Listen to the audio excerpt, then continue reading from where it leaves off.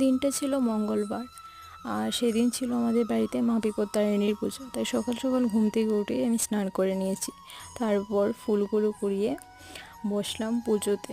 মা আর আমি মিলে প্রায় সব ফল টল কেটে নিয়েছিলাম। তারপর আস্তে আস্তে পুজোর সব নিয়ম শুরু করলাম।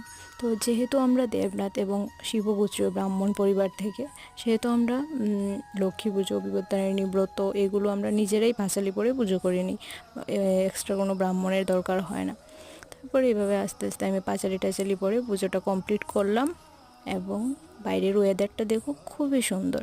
তারপর মা করবে খিচুড়ি, তাই বললো থেকে 2টি ডাটা আনতে বললো। তাই আমি 2টিই পেরেছিলাম, যেহেতু আমাদের শুধু ঘরের জন্য রান্না হবে, বাইরের কেউ তো আসবে না, তাই 2টোতেই হয়ে যাবে।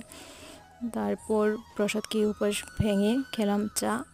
আর একটু আগে কি সুন্দর ওয়েদার ছিল, হঠাৎ করেই ঝমঝমিয়ে বৃষ্টি এলো। তো বাই।